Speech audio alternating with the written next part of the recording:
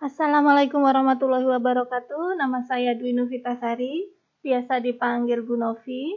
Kali ini kita akan belajar tentang bagaimana cara menganalisis gangguan asam basa.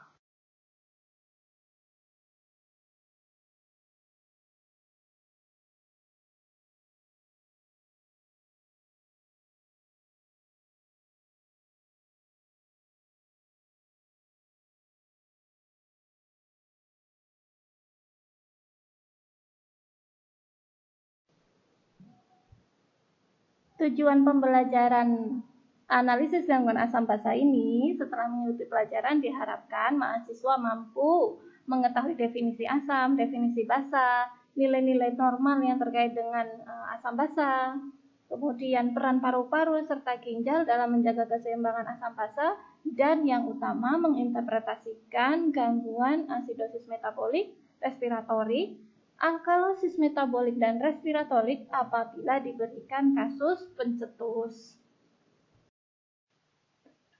Asam dan basa merupakan dua golongan zat kimia yang sangat penting bagi kehidupan sehari-hari.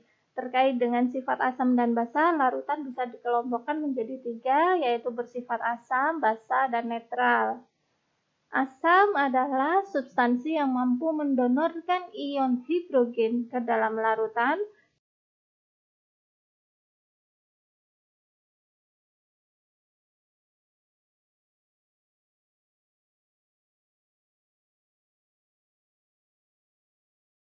sedangkan basa adalah larutan yang mampu menerima ion hidrogen. Ketika banyak ion OH- dilepaskan atau banyak ion H+ yang diterima, maka larutan tersebut semakin bersifat alkalin.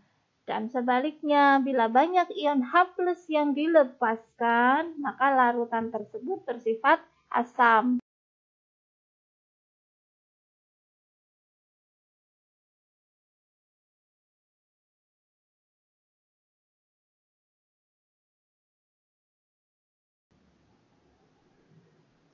Skala keasaman kita kenal sebagai skala pH. pH merupakan sebuah parameter yang digunakan untuk menyatakan tingkat keasaman larutan.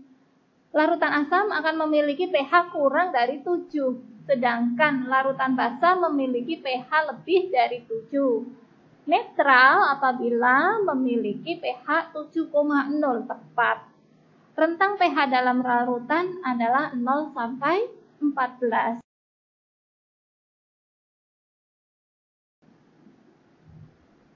Tadi disebutkan bahwa pH dalam larutan, bukan manusia ya, itu adalah 0 sampai 14.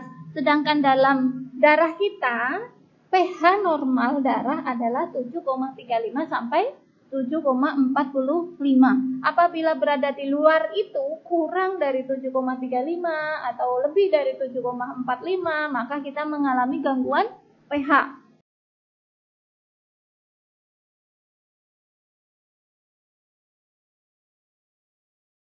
Tubuh kita mampu hidup dalam rentang pH 6,8 hingga 8,0.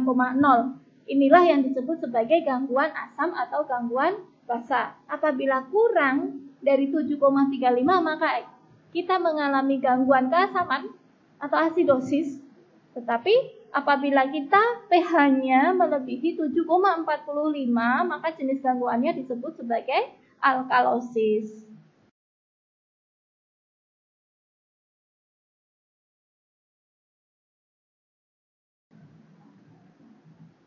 Homeostasis atau keseimbangan asam basa sangat mempengaruhi fungsi organ-organ vital.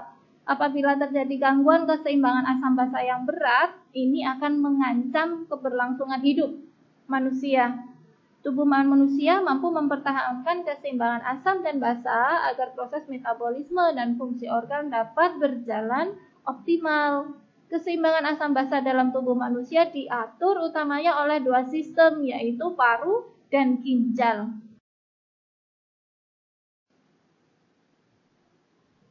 Gambar berikut ini merupakan ringkasan yang tadi sudah kita jelaskan bahwa nilai pH dalam larutan antara 0 sampai 14.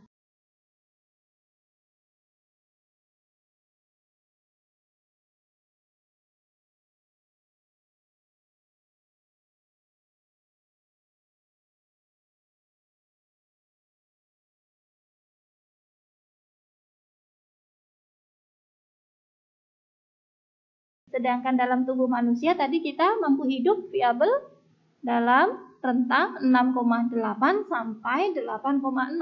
Tetapi rentang normalnya adalah 7,35 sampai 7,45. Apabila kita kurang dari 6,8 atau lebih dari 8,0, maka kita bisa meninggal.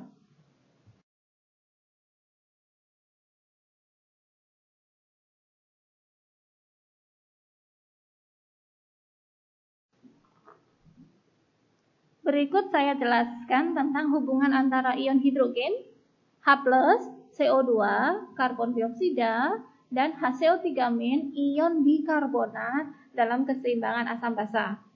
CO2 di dalam plasma darah, wujudnya gas, akan mudah bereaksi dengan air. Kenapa dengan air? Dengan H2O, karena 90% plasma adalah cairan.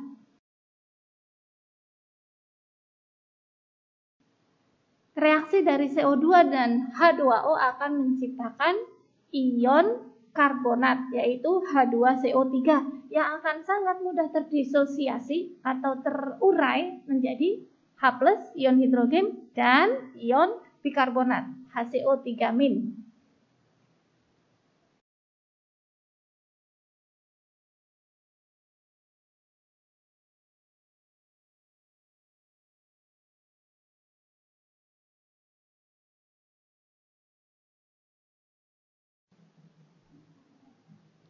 Tadi di awal pengertian asam adalah zat yang dapat memberikan ion hidrogen ke zat yang lainnya atau disebut sebagai donor proton.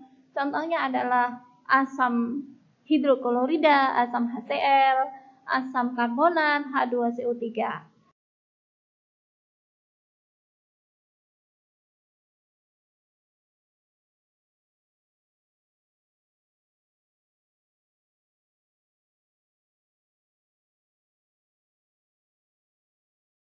Ada jenis asam kuat juga asam lemah. Asam kuat adalah yang mampu berdisosiasi atau mengurai dengan sangat cepat, terutama melepaskan sejumlah besar ion H+ dalam larutannya. Ini contohnya adalah HCl. Kita mempunyai asam kuat, ada salah satunya di organ lambung.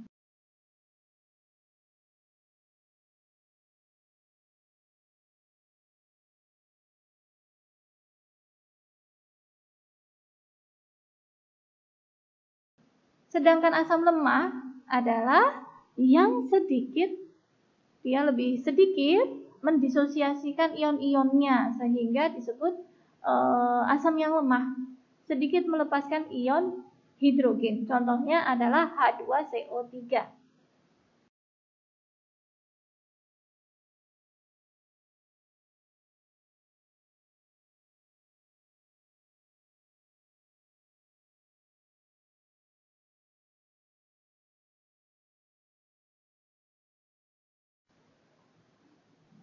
Berikutnya kita bahas tentang basa. Basa adalah zat yang dapat menerima ion hidrogen dari zat lain atau sebagai akseptor proton dan mampu mendonorkan ion hidroksil atau OH-. Contohnya adalah ion bikarbonat, HCO3-.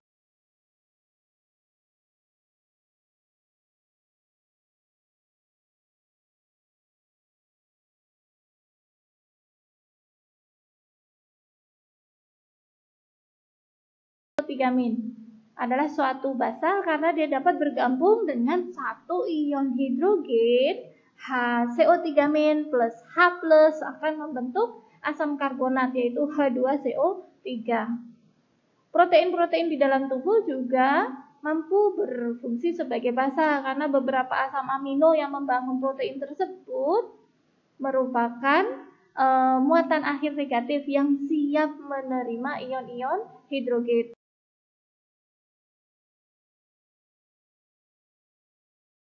Contohnya adalah protein hemoglobin yang berada di dalam sel darah merah dan protein dalam sel-sel yang lainnya merupakan basa-basa tubuh yang penting.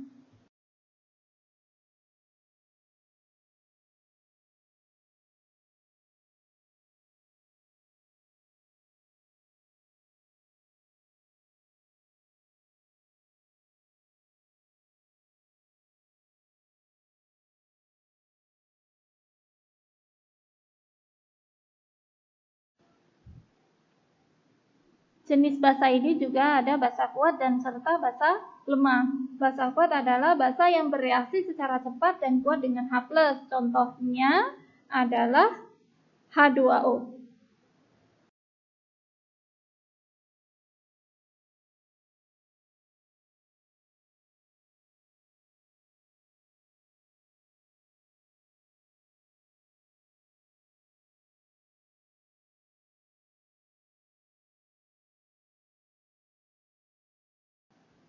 Sedangkan basa lemah yang khas adalah HCO3- karena HCO3- berikatan dengan H+ secara jauh lebih lemah daripada OH-. Kebanyakan asam dan basa dalam cairan ekstraseluler yang berhubungan dengan pengaturan asam basa normal merupakan asam dan basa yang lemah.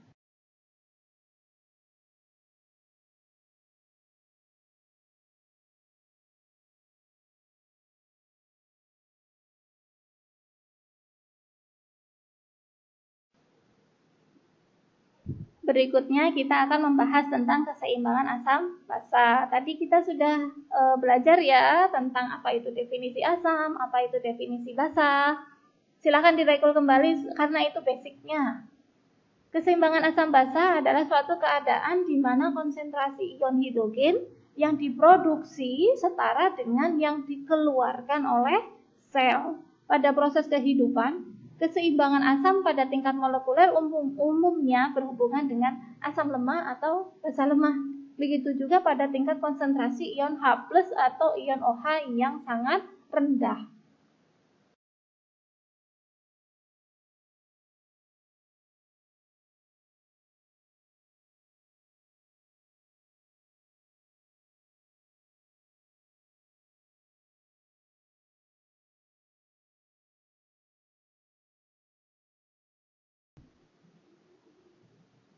Keseimbangan asam basa adalah keseimbangan ion hidrogen. Walaupun produksi akan terus menghasilkan ion hidrogen dalam jumlah yang sangat banyak, ternyata konsentrasi ion hidrogen dipertahankan pada kadar yang rendah, pH 7,4. Tubuh manusia mampu mempertahankan keseimbangan asam dan basa agar proses metabolisme dan fungsi organ dapat berjalan dengan baik, dengan optimal. Keseimbangan asam basa dalam tubuh manusia diatur oleh dua organ, yaitu paru-paru serta ginjal. Paru-paru berperan dalam melepaskan CO2, sedangkan ginjal berperan dalam melepaskan ion HCO3-. Air tanpa katalis akan bereaksi dengan sangat lambat dengan CO2 membentuk H2CO3 yang kemudian dengan cepat terdisosiasi untuk membebaskan H+ dan HCO3-. Gambar berikut menjelaskan bagaimana CO2 dan H2O akan membentuk ion karbonat dan akan terdisosiasi menjadi hidrogen dan ion bikarbonat. CO2 diatur oleh paru-paru yang membawa sifat asam. Sedangkan H2CO3- diatur oleh ginjal yang membawa sifat basa. Apabila PCO2 naik dan pH turun, maka itu disebut sebagai asidosis. Sedangkan apabila HCO3-nya naik dan pH naik, maka itu akan menjadi alkalosis.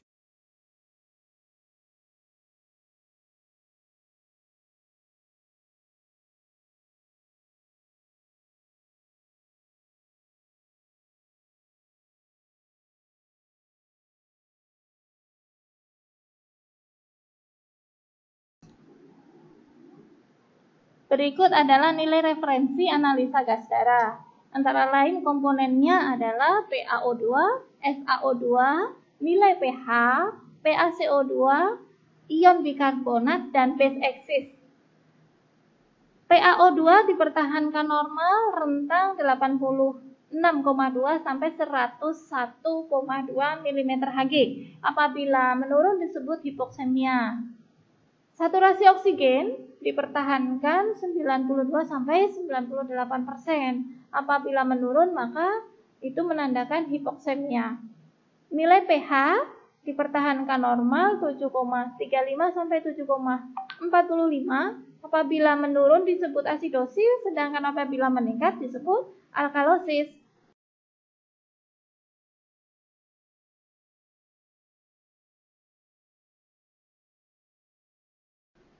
PaCO2 nilai normalnya adalah 35 sampai 45 mm Hg. Kalau PaCO2-nya menurun, maka itu menyebabkan alkalosis. Kalau PaCO2-nya meningkat, maka menyebabkan asidosis. Demikian berkebalikan dengan ion bikarbonat. Ion bikarbonat nilai normalnya 22 sampai 26 mmol per liter. Apabila kurang dari 22, maka menyebabkan asidosis. Sedangkan apabila ion bikarbonatnya meningkat, akan menyebabkan alkalosis. Base excess dipertahankan minus 2 sampai plus 2. Apabila menurun, ini asidosis. Apabila meningkat, ini alkalosis.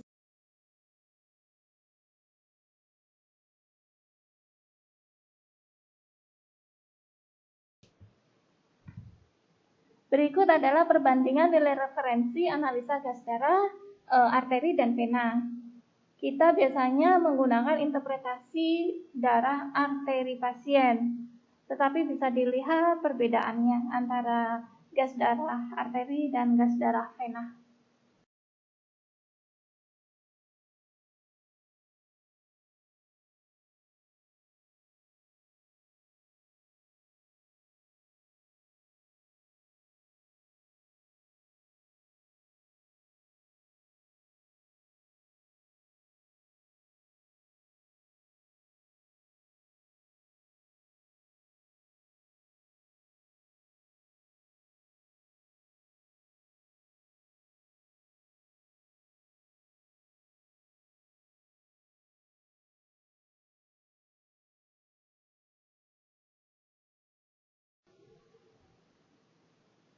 Perlu kita ketahui bahwa sejumlah 97% oksigen ditransportasikan di darah, terikat dalam protein hemoglobin yang ada di sel darah merah dalam bentuk oksihemoglobin. Sementara 3%-nya larut dalam plasma. Saturasi oksigen atau SaO2 adalah pengukuran langsung rasio oksigen yang terikat hemoglobin yang dapat bermakna bahwa jumlah oksigen yang ditransportasikan ke sel dan jaringan tubuh normal rentangnya adalah 92 sampai 98%.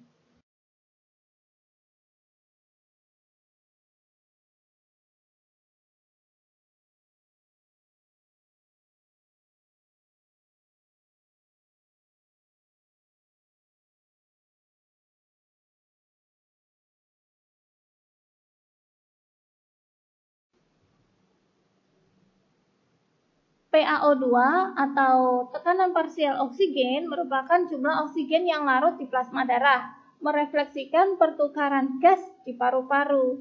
Nilai normalnya harus lebih dari 10,6 kPa atau 78,5 m/Hg. Bila nilainya menurun, ini mengindikasikan adanya hipoksemia yang terjadi karena hipoventilasi di paru-paru.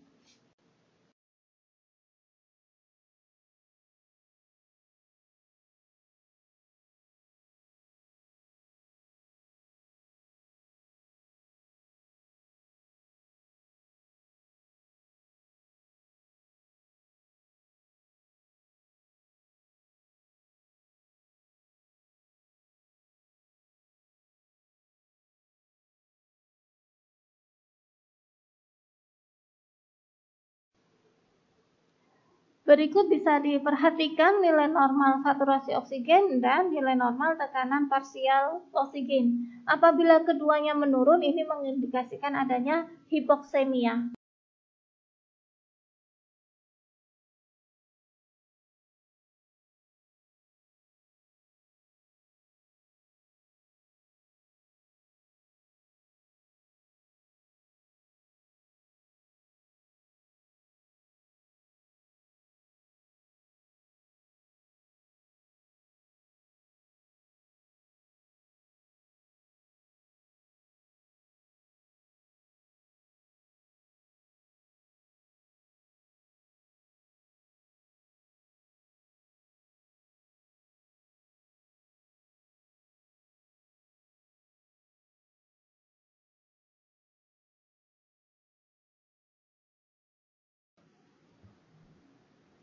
pH merupakan konsentrasi ion hidrogen yang ditemukan di plasma. Terdapat hubungan opposite atau berkebalikan antara pH dengan konsentrasi ion H+. Jadi, ketika terjadi penurunan pH dan peningkatan ion H+, maka ini mengindikasikan adanya gangguan asidemia atau peningkatan asam dalam plasma. Sedangkan ketika terjadi peningkatan pH tetapi terjadi penurunan ion H+, maka mengindikasikan adanya gangguan alkalemia atau peningkatan basa di dalam plasma.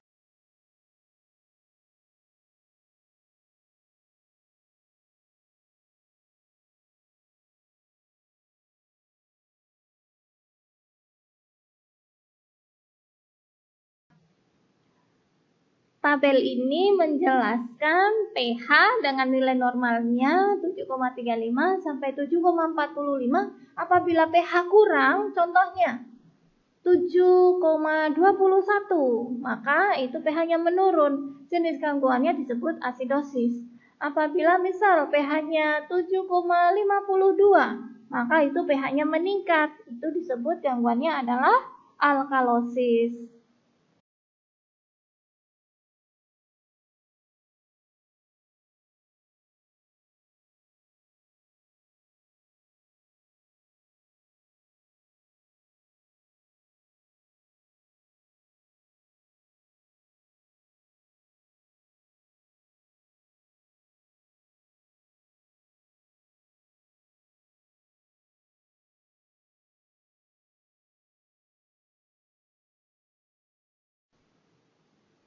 Berikutnya kita membahas tentang tekanan parsial karbon dioksida atau PaCO2. Ini definisinya adalah ukuran karbon dioksida atau CO2 yang larut dalam darah. Ini merefleksikan, mengindikasikan bagaimana ventilasi dari paru-paru alveolar ke dalam atmosfer. Nilai normalnya adalah 33,7 sampai 45 mm Hg.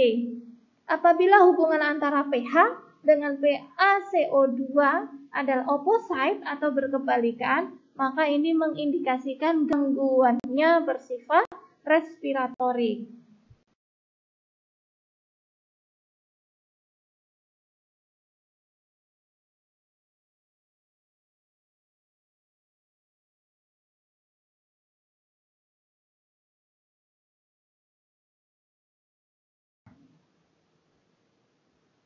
Produk sisa metabolisme seluler yaitu CO2 akan dibawa oleh sel darah merah dalam bentuk deoksihemoglobin dan dikeluarkan via paru-paru melalui ekspirasi. Jumlah irama nafas dan kedalaman nafas dikontrol oleh pusat pernafasan yang akan menentukan jumlah CO2 yang akan dikeluarkan. Akumulasi CO2 di tubuh disebabkan adanya hipoventilasi alveolar. Ini akan menyebabkan meningkatnya keasaman, menyebabkan penurunan pH sehingga terjadi asidosis. Serta kebalikannya yaitu ketika terjadi penurunan CO2 di tubuh disebabkan adanya hiperventilasi alveolar akan menurunkan keasaman. Sifat basa menjadi lebih dominan, akan menyebabkan peningkatan pH sehingga terjadi alkalosis. Ini penting diingat ya, bisa menjadi catatan besar nih bahwa PaCO2 apabila menurun maka akan menyebabkan alkalosis, sedangkan apabila terjadi peningkatan maka akan menyebabkan asidosis. Kenapa demikian? Bahwa CO2 membawa sifat asam. Kalau dia menurun, maka yang dominan di plasma adalah basa, maka menjadi alkalosis. Sedangkan apabila PaCO2-nya meningkat, maka yang dominan di plasma adalah CO2 yang membawa sifat asam. Tentu saja peningkatan PaCO2 mengindikasikan adanya asidosis.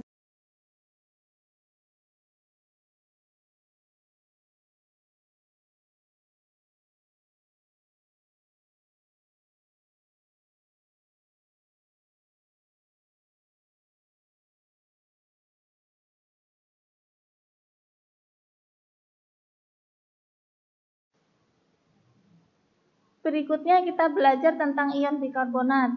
HCO3-. Ion bikarbonat merupakan konsentrasi hidrogen karbonat dalam darah. Normalnya nilainya adalah 22 sampai 26 milimol. Makna penting hubungan HCO3- dengan pH yaitu ketika arah perubahannya sama. Jadi apabila HCO3- meningkat, pH meningkat, maka gangguan asam basanya bersifat metabolik.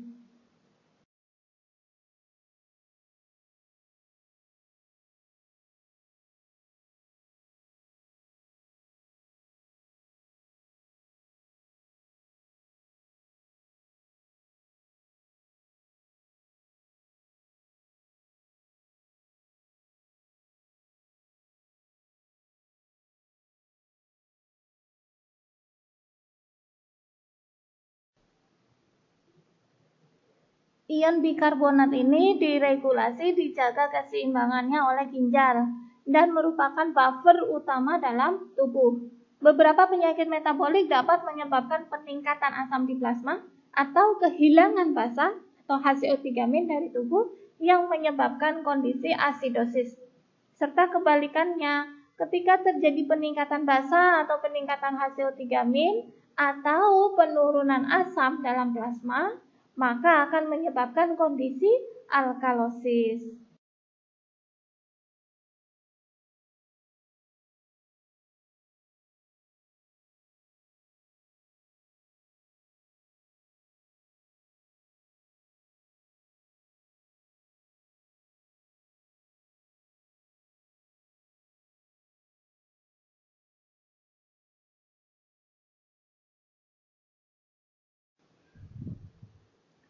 Base axis atau disingkat BE merupakan komponen penting lainnya dalam penilaian asam basa.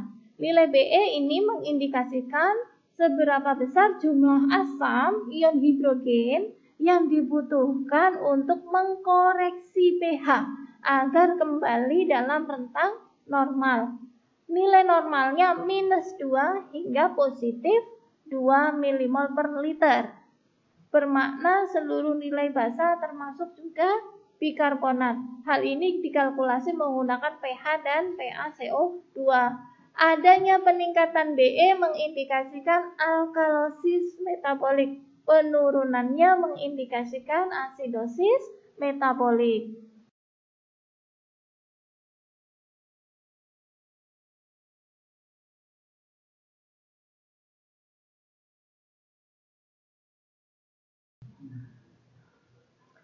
Ini penting dipahami ya, bagaimana kaitan HCO3- dan base axis.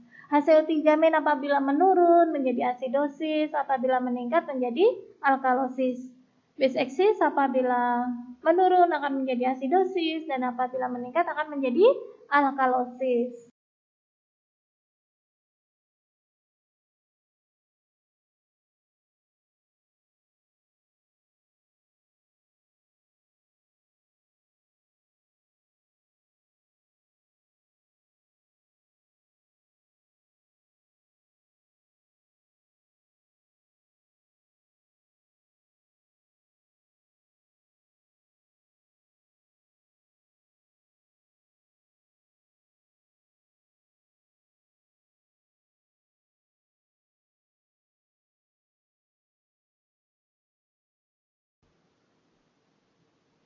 Oke, paru-paru dikendalikan oleh medula otak, mengendalikan karbon dioksida, dan karena itu juga mengendalikan kandungan asam karbonik dari cairan ekstraseluler termasuk dalam cairan plasma.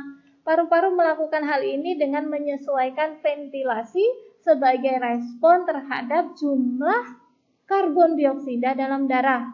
Kenaikan dari tekanan parsial karbon dioksida merupakan stimulan yang kuat untuk respirasi.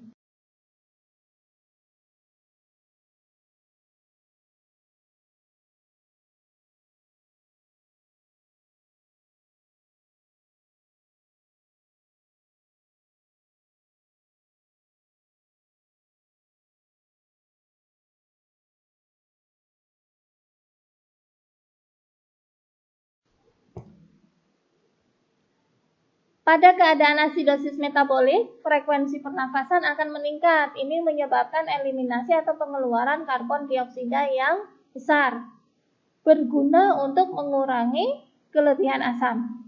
Dan kebalikannya, pada keadaan alkalosis metabolik, frekuensi pernafasan akan diturunkan, yang akan menyebabkan retensi atau penahanan karbon dioksida untuk meningkatkan beban asam.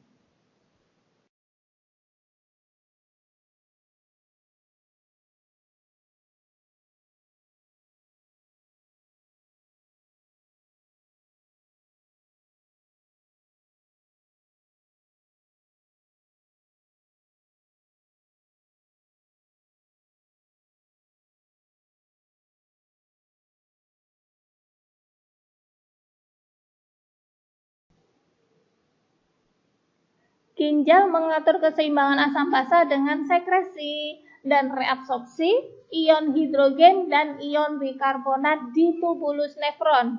Ion hidrogen, CO2 dan NH3 dieskresikan ke dalam lumen tubulus dengan bantuan energi yang dihasilkan dari mekanisme pompa natrium di tubulus basolateral. Pada proses tersebut, asam karbonat dan natrium dilepaskan kembali ke sirkulasi untuk dapat berfungsi kembali. Tubulus proksimal adalah tempat utama reabsorpsi bikarbonat dan pengeluaran asam.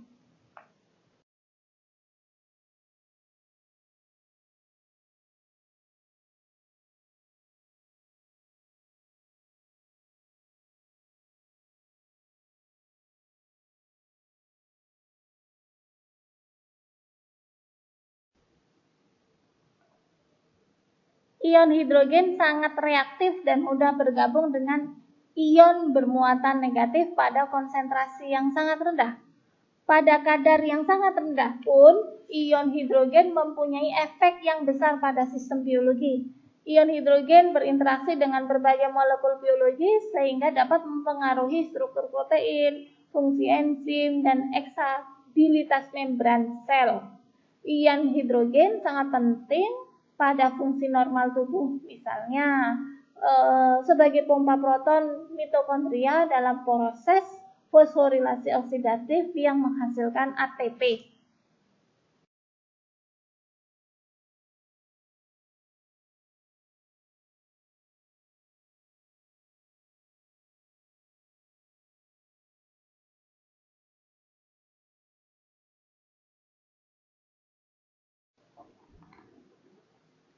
Produksi ion hidrogen sangat banyak karena dihasilkan secara terus-menerus di dalam tubuh. Perolehan dan pengeluaran ion hidrogen sangat bervariasi tergantung diet, aktivitas, dan status kesehatan. Ion hidrogen di dalam tubuh bisa berasal dari makanan, minuman, dan proses metabolisme tubuh tentunya. Di dalam tubuh, ion hidrogen terbentuk sebagai hasil metabolisme karbohidrat, protein, lemak, glikolisis anaerob maupun ketogenesis.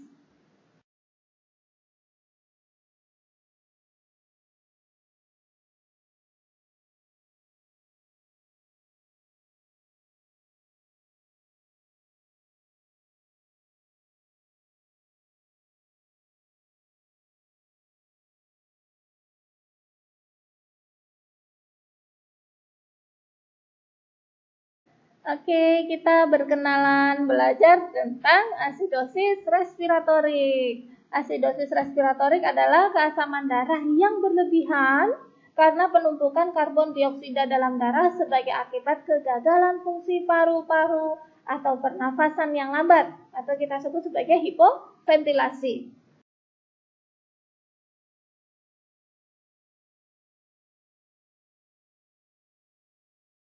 Kecepatan dan kedalaman pernafasan mengendalikan jumlah karbon dioksida dalam darah. Dalam keadaan normal, jika terkumpul karbon dioksida, pH darah akan turun sehingga menjadi lebih asam. Tingginya karbon dioksida dalam darah merangsang otak untuk mengatur pernafasan, sehingga pernafasan menjadi lebih cepat dan lebih dalam.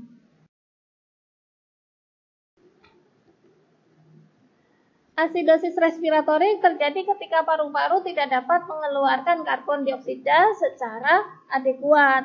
Hal ini dapat terjadi pada penyakit-penyakit berat yang mempengaruhi paru-paru. Asidosis respiratorik dapat juga terjadi bila penyakit-penyakit dari saraf atau otot-otot dada menyebabkan gangguan mekanisme pernafasan.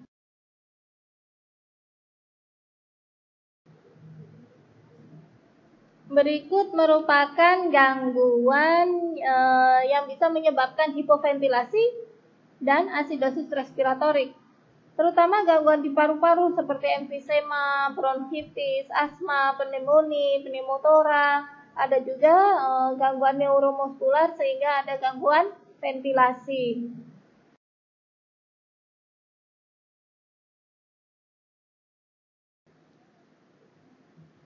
Ada juga gangguan-gangguan yang menyebabkan hipoventilasi lainnya seperti gangguan pada dinding dada, adanya kipuskoliusis yang parah, ada post-thorakoplasty, flail chest, ada depresi central nervous system karena narkotika, barbiturat, benzodiazepin.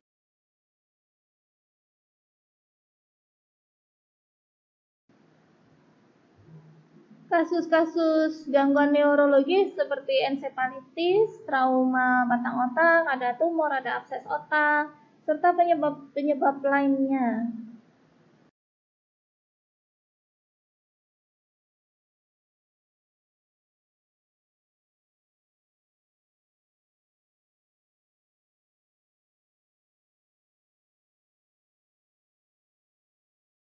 Ini sangat penting untuk diingat timbangan asidosis respiratorik. Ketika di paru-paru terjadi hipoventilasi, ingat hipoventilasi maka CO2 yang dikeluarkan ke atmosfer akan sedikit sehingga akan terjadi peningkatan. Peningkatan apa? Peningkatan PCO2 di plasma.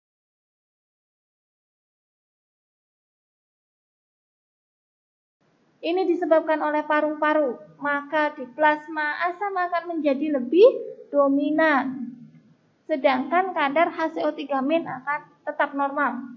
Peningkatan PCO2 ini akan menyebabkan asidosis respiratorik.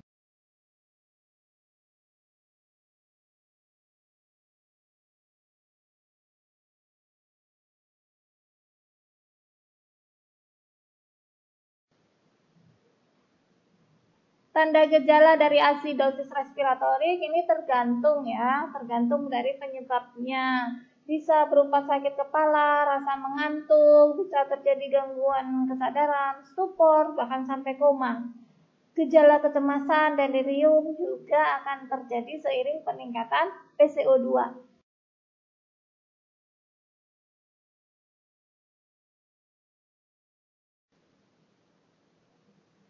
Pengobatan asidosis respiratorik tujuannya untuk meningkatkan fungsi dari paru-paru. Obat-obatan ini memperbaiki pernafasan, bisa diberikan pada penderita penyakit paru-paru seperti asma dan emfisema. Pada penderita yang mengalami gangguan pernafasan yang berat, mungkin perlu diberikan pernafasan buatan dengan bantuan ventilator mekanik.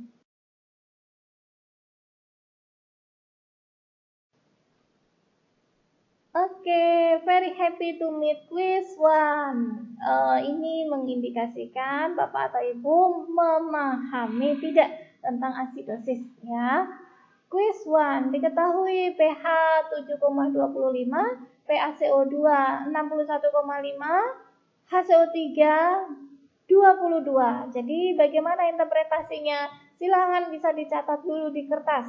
Oke. Saya tunggu. Oke guys, bagaimana jawabannya? Semoga kita sepakat ya. Oke, pH dari pasien tersebut adalah 7,25. Naik atau turun? pH normal adalah 7,35 sampai 7,45. Jadi kalau pH pasiennya 7,25, maka pH-nya akan menurun.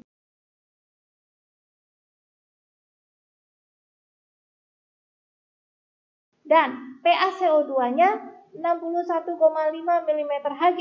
Ini terjadi peningkatan. Sedangkan ion bikarbonatnya HCO3-nya normal 22. Apa yang dominan di plasma pasien ini adalah PaCO2 yang membawa sifat asam.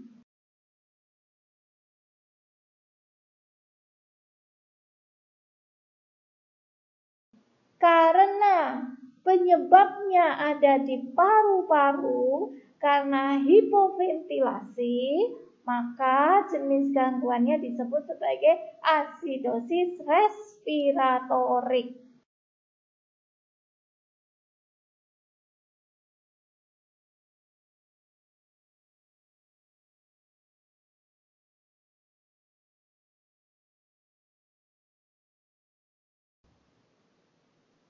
Next, quiz 2. Diketahui pH 7,20, PaCO2 66, HCO3-nya 20, PaO2-nya 73,5. Jadi bagaimana interpretasinya? Ayo kita catat.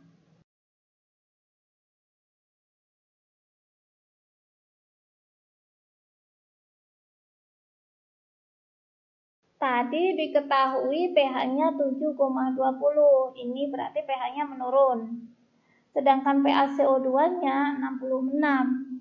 Maka ini PaCO2-nya meningkat. HCO3-nya menurun tetapi relatif kecil dibandingkan peningkatan PaCO2.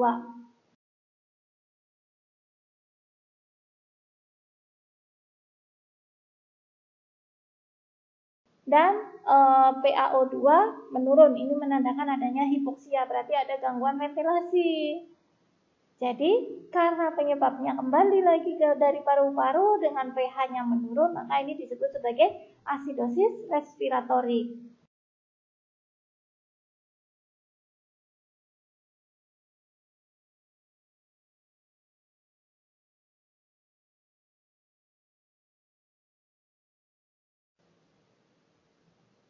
Ini konsep yang kedua ya. Tadi kita belajar tentang asidosis respiratorik. Konsep yang kedua adalah alkalosis respiratorik. Alkalosis respiratorik adalah suatu gangguan di mana darah menjadi lebih basah karena pernafasan yang cepat dan dalam, sehingga menyebabkan kadar karbon dioksida dalam darah menjadi rendah karena karbon dioksidanya banyak yang dikeluarkan dari paru-paru menuju atmosfer. Organ penyebabnya adalah paru-paru. Pernafasan yang cepat dan dalam tersebut bisa disebut sebagai hiperventilasi, yang menyebabkan terlalu banyaknya jumlah karbon dioksida yang dikeluarkan ke atmosfer.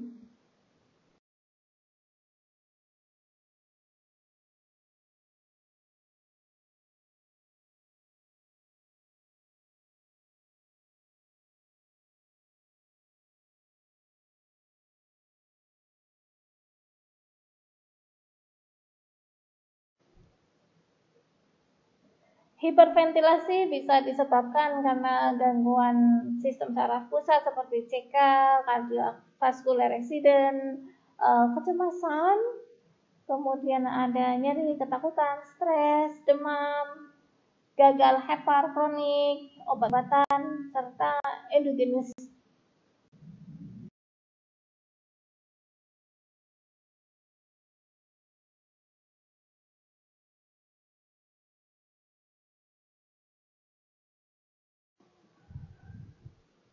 Penyebab hiperventilasi bisa juga karena hipoksia atau hipoksemia jaringan, karena aktivitas yang berat, karena emboli pulmonar, pneumonia, asma, edem pulmonari, COPD, bahkan karena infak miokardia.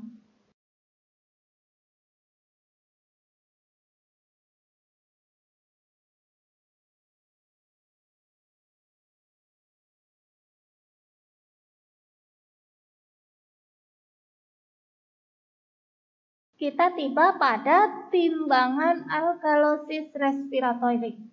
Ini di highlight ya, bahwa ini adalah catatan penting. Adanya hiperventilasi, tadi banyaknya pengeluaran CO2 dari paru-paru ke atmosfer. Ini akan menyebabkan penurunan CO2 di plasma, terjadi penurunan PaCO2. CO2 yang disebabkan karena hiperventilasi dari paru-paru. Sehingga basanya menjadi lebih dominan walaupun basanya normal. Kita tiba pada timbangan alkalosis respiratorik. Ini di-highlight ya, bahwa ini adalah catatan penting. Adanya hiperventilasi, tadi banyaknya pengeluaran CO2 dari paru-paru ke atmosfer. Ini akan menyebabkan penurunan CO2 di plasma, terjadi penurunan PaCO2 yang disebabkan karena hiperventilasi dari paru-paru. Sehingga basanya menjadi lebih dominan walaupun basa normal. Tanda gejalanya apa saja? Contohnya pasien cemas, rasa gatal di wajah, bibir, ada kejang otot, hingga penurunan kesadaran. Kondisi hipokapnia, yaitu gangguan perfusi cerebral dan menunjukkan gejala gangguan neurologis seperti pusing, nyeri kepala, sensitif cahaya, mulut kering, kebingungan, hingga penurunan kesadaran dan kejang.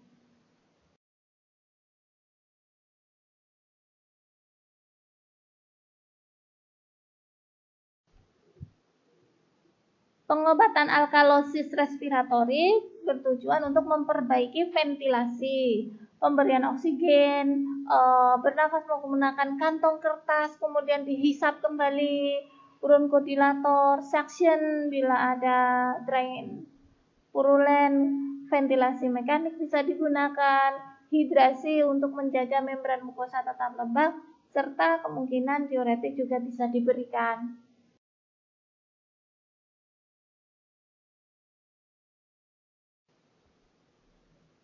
Kita cek ya pemahamannya tentang alkalosis respiratorik. Quiz 3. Diketahui pH 7,46. Meningkat atau menurun? Nanti dicek ya. PaCO2-nya 33,7. HCO3-nya 26. Jadi bagaimana interpretasinya? Ayo kita kerjakan di kertas.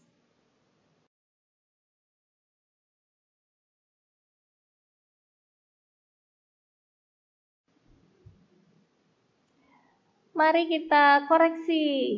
Bagaimana jawabannya? 7,46 berarti pH-nya meningkat. Tadi pH meningkat disebut alkalosis. Alkalosis apa? Diketahui pH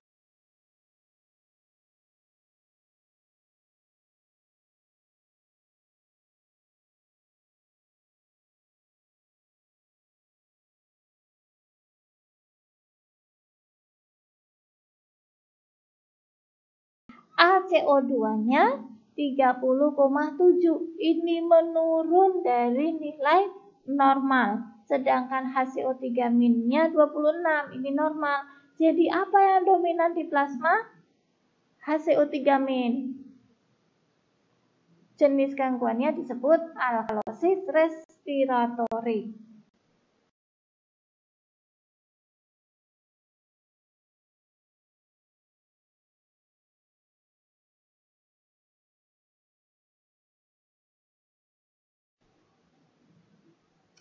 Kita mantapkan lagi pemahamannya dengan kuis 4. Diketahui pH 7,5.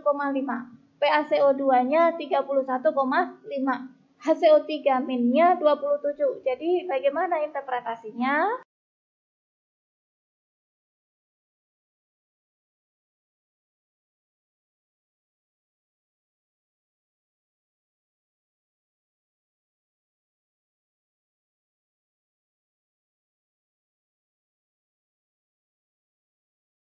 Dengan pH 7,5 maka pH-nya meningkat. Ini jelas adanya alkalosis. Dan mana yang mengalami gangguan? Apakah PaCO2 atau HCO3-nya? Kita cek ya.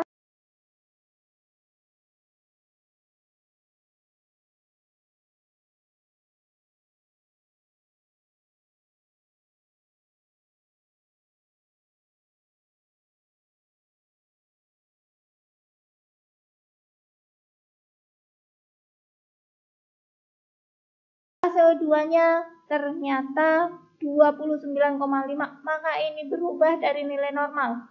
Dia menurun. sedangkan HCO3-nya tetap normal.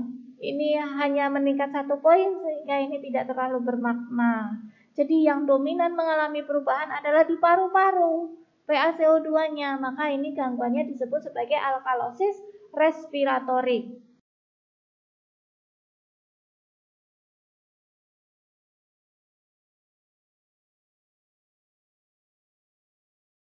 Saya tekankan ya, kalau adanya gangguan di paru-paru, maka jenis gangguannya disebut sebagai respiratorik. Tetapi kalau perubahan awalnya terjadi di ginjal, maka jenis gangguannya ditambahkan dengan metabolik.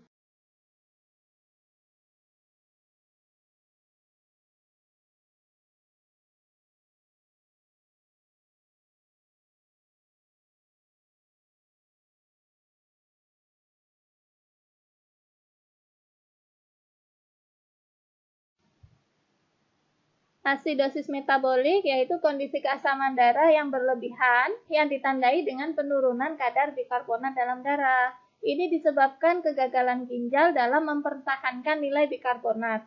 Penyebab asidosis metabolik dapat berupa kelebihan produksi asam atau kurangnya ekskresi asam pada penyakit gagal ginjal kronik.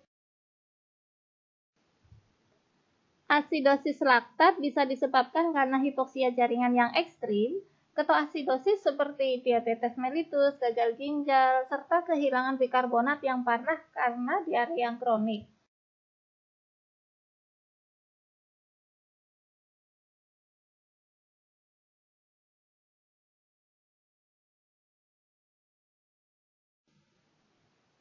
Perlu dicatat ya, ini adalah timbangan asidosis metabolik.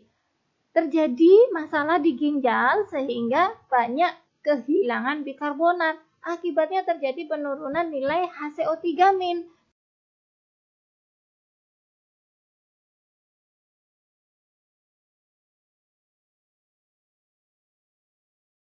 PaCO2-nya tetap normal. Asam akan menjadi lebih dominan di plasma. Kata tadi, penurunan bikarbonat. Nah, akhirnya ini menjadi sifat yang asam lebih dominan asidosis. Kenapa metabolik? Karena penyebabnya ada di ginjal.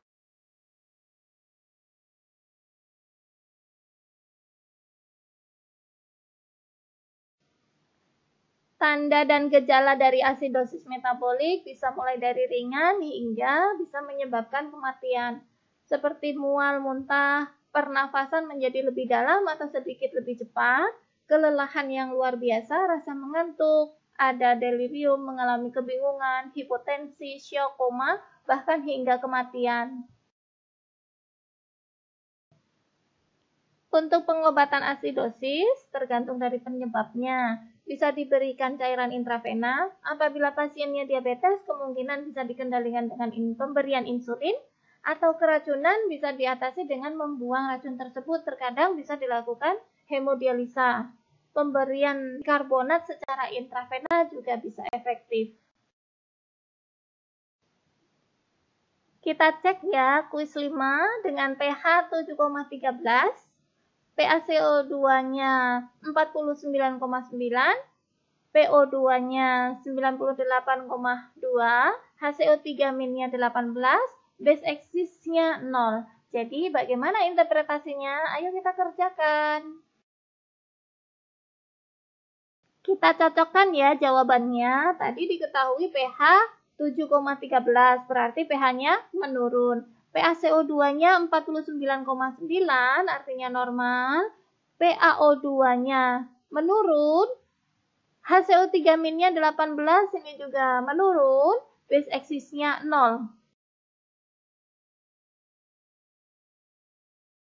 Mana yang dominan? Yaitu adanya perubahan HCO3- 18 menjadi rendah dengan pH yang rendah pula. Ini disebut asidosis metabolik.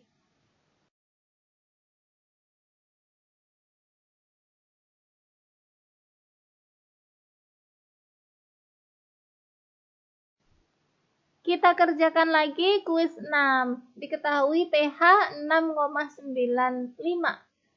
PCO2-nya 41,6, PO2-nya 81,5, HCO3-nya 8,9, base axis-nya 1.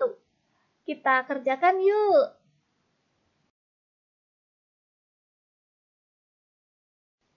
Oke, mari kita cocokkan. Diketahui pH 6,95. Ini menurun ekstrim. Jadi, jelas ini terlihat adalah asidosis. Kita cek PaCO2-nya 41,6. Ini normal. Mana yang berubah?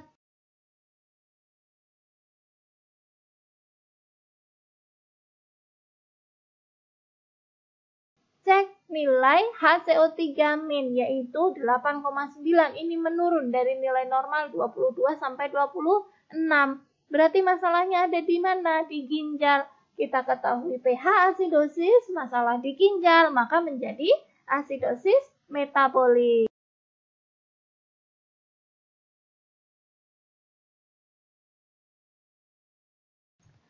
Oke, sampai konsep yang terakhir, alkalosis metabolik. Ini adalah suatu keadaan di mana darah dalam keadaan basah karena tingginya kadar bikarbonat. Terjadi jika tubuh kehilangan terlalu banyak asam. Contoh adalah kehilangan sejumlah asam lambung karena muntah yang hebat.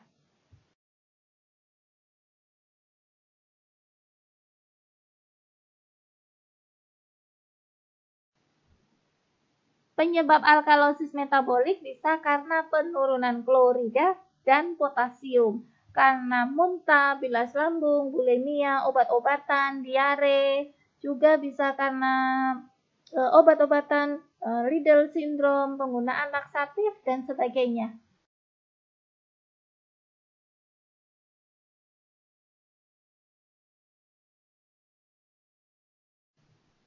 Kondisi hiperkalsemia karena keganasan juga bisa menyebabkan alkalosis metabolik, serta berbagai macam penyebab lainnya.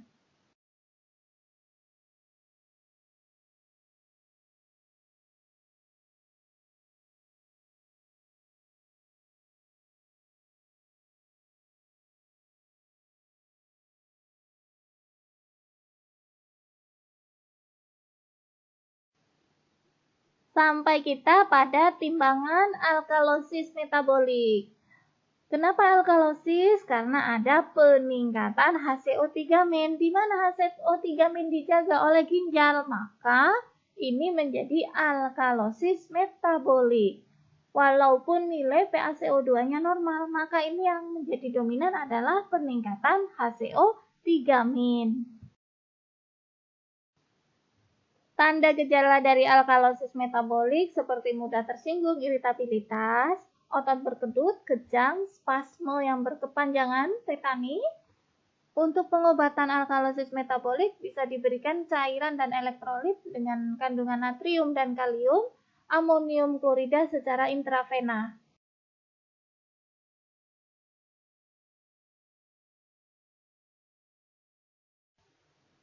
Kerjakan yuk kuis 7. Diketahui pH 7,53, PaCO2 41,2, PaO2 93,7, HCO3- 29 dengan base axis 7. Jadi bagaimana ya interpretasinya?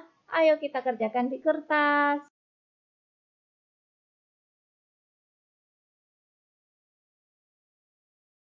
Kita cocokkan kuis 7. pH 7,53, berarti ini meningkat. PaCO2-nya 41,2, ini normal. Kita cek nilai HCO3-, yaitu 29. Ini meningkat karena nilai normalnya adalah 22 sampai 26.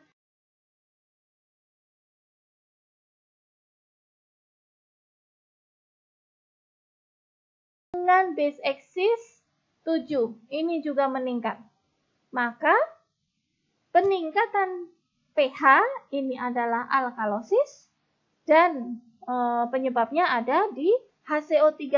Maka ini disebut sebagai alkalosis metabolik.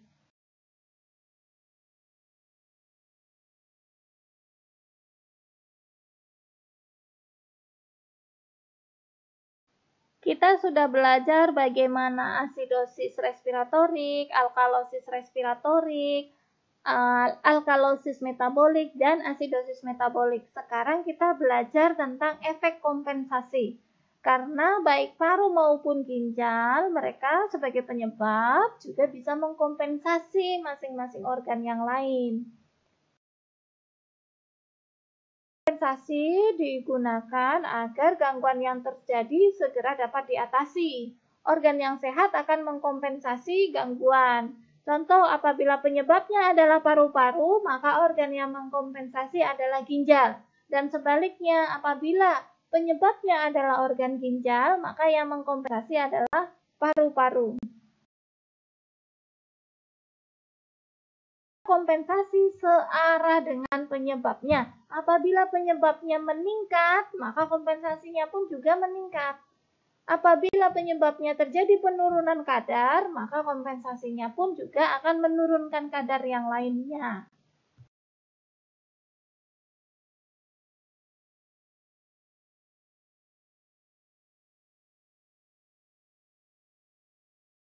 Asidosis respiratorik yang disebabkan karena peningkatan PaCO2 akan dikompensasi dengan meningkatkan pula HCO3-. Alkalosis respiratorik dengan penyebab PaCO2 yang rendah akan dikompensasi dengan menurunkan nilai HCO3-.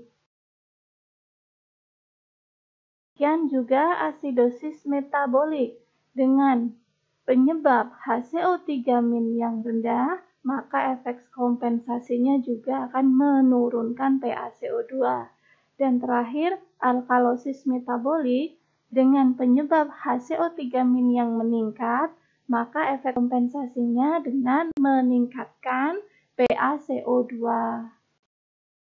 Diperhatikan apabila nilai dari HCO3- dan base excess-nya opposite atau berkebalikan lawan arah dengan nilai pH, maka perubahan nilai HCO3- tersebut adalah merupakan kompensasi dari gangguan.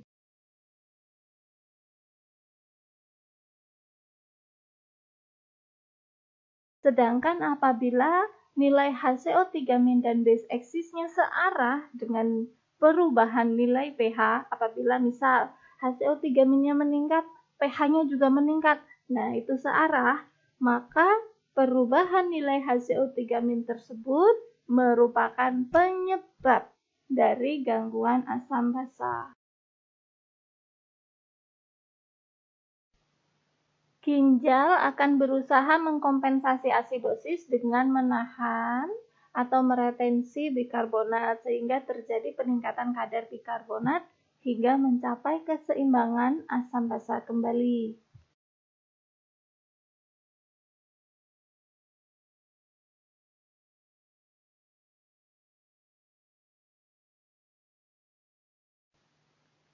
Kompensasi asidosis respiratorik di mana penyebabnya adalah di paru-paru karena hipoventilasi sehingga terjadi peningkatan PaCO2, maka akan dikompensasi oleh ginjal dengan meningkatkan kadar HCO3- sehingga terbentuk keseimbangan asam basa yang baru. Mari kita kerjakan kuis 8, di mana diketahui pH 7,32, PaCO2 51,7 mm Hg, kemudian HCO3-nya 34, dan base excess-nya 7. Silakan dibuat catatan di kertas, kemudian kita cocokkan dengan jawabannya. Jawabannya tadi diketahui pH 7,32, berarti pH-nya menurun. Sedangkan nilai PaCO2 51,7 mm Hg itu kadarnya meningkat. Juga ada HCO3- nilainya 34, berarti juga meningkat, diikuti juga peningkatan base excess menjadi 7. Kita perhatikan kompensasi dari nilai pH, alkalosis nilai hasil 3-min, upaya dan nilai kompensasinya dilakukan oleh ini berkebalikan peningkatan pH menurun, hasil hasil 3-min dan base akan eksis dikompensasi ginjal dengan nilai hasil menurunkan 3-min caranya adalah membuang ion kompensasi. bikarbonat. Maka penyebab utama gangguan asam basa adalah perubahan nilai dari PaCO2, di mana PaCO2 kompensasi ini meningkat. alkalosis Peningkatan respiratory PaCO2 berarti penyebabnya lebih dominan terjadi di paru-paru, mengalami ini hiperventilasi penyebabnya sehingga terjadi paru-paru, penurunan maka PaCO2. gangguannya Basa adalah lebih dominan terjadi alkalosis respiratori dikompensasi oleh ginjal dengan Mengapa menurunkan pula kompensasi kadar sebagian? HCO3 Karena min tadi sehingga sudah terjadi ada perubahan keseimbangan yang nilai baru dari HCO3 min dan base eksis. Kita kerjakan Sedangkan kuis nilai 9, pH-nya kita catat belum di kertas, normal. diketahui pH 7,51, PaCO2 30 mm Hg, HCO3 min 17, base eksisnya negatif 13. Jadi bagaimana ya interpretasinya?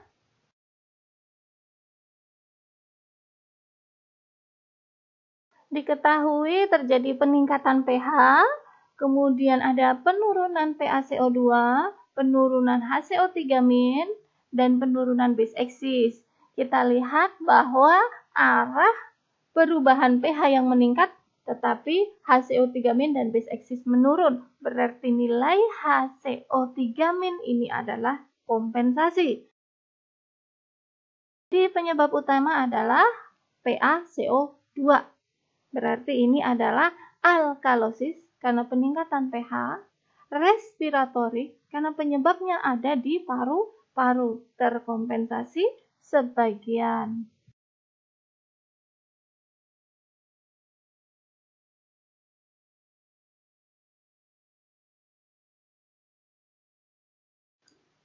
Kompensasi asidosis metabolik diupayakan oleh paru-paru. Pernafasan menjadi lebih dalam dan cepat, sehingga usaha tubuh untuk menurunkan kelebihan asam dalam darah dengan cara menurunkan jumlah kadar dioksida.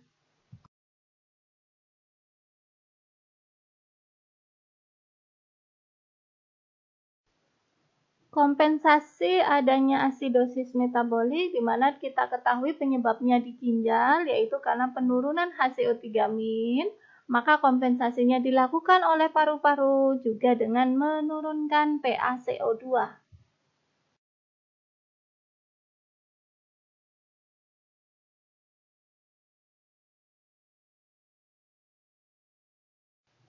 Kompensasi asidosis metabolik dilakukan oleh paru-paru, pernafasan menjadi lebih dalam dan cepat untuk menurunkan kadar karbon dioksida.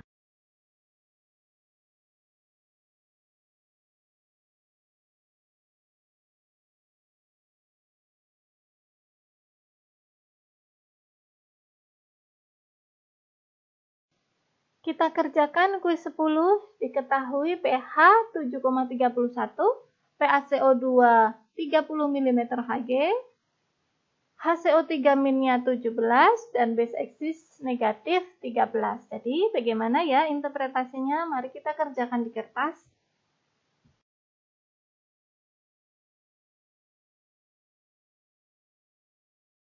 Kita analisis soalnya bahwa pH-nya menurun, kemudian PaCO2-nya juga menurun, nilai HCO3- dan base eksis menurun semua. Ternyata arah penurunan pH diikuti dengan penurunan HCO3- dan base eksis. Berarti mereka searah perubahan nilainya.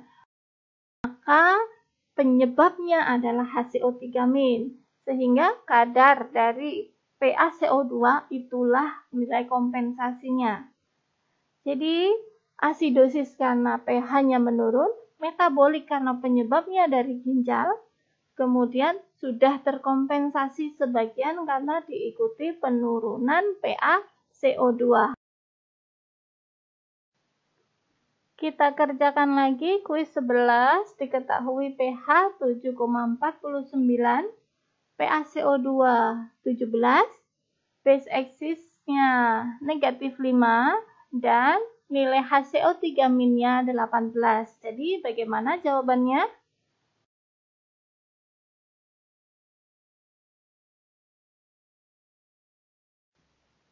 Diketahui nilai pH-nya meningkat, kemudian PaCO2 17 itu menurun, HCO3- 18 itu juga menurun, dan base axis-nya negatif 5 berarti menurun.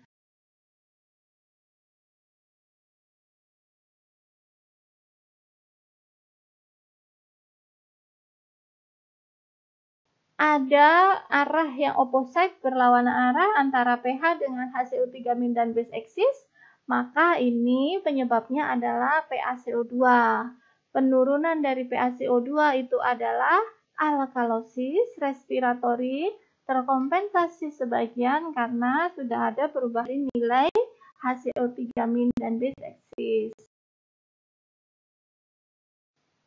Kompensasi alkalosis metabolik, di mana kita ketahui penyebabnya ada di ginjal karena terjadi peningkatan HCO3- atau peningkatan ion bikarbonat, maka akan dikompensasi oleh organ yang sehat, yaitu paru-paru dengan ikut meningkatkan kadar PaCO2, sehingga terjadi keseimbangan asam basa yang perlu. Upaya kompensasi alkalosis metabolik dilakukan oleh paru-paru dengan melakukan hipoventilasi, sehingga terjadi peningkatan kadar karbon dioksida.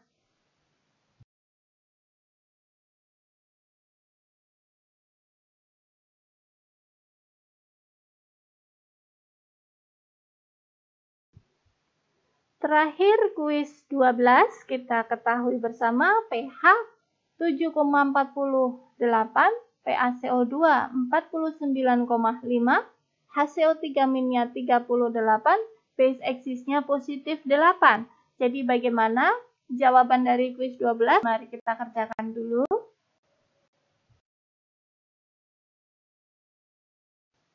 Diketahui pH-nya meningkat, kemudian PaCO2-nya meningkat, HCO3-nya meningkat, base axis-nya meningkat. Semuanya meningkat. Searah perubahan peningkatan pH, HCO3- dan base axis. Jadi HCO3- dan base axis ini adalah penyebab. Kompensasinya oleh peningkatan PaCO2. Maka ini alkalosis metabolik terkompensasi sebagian.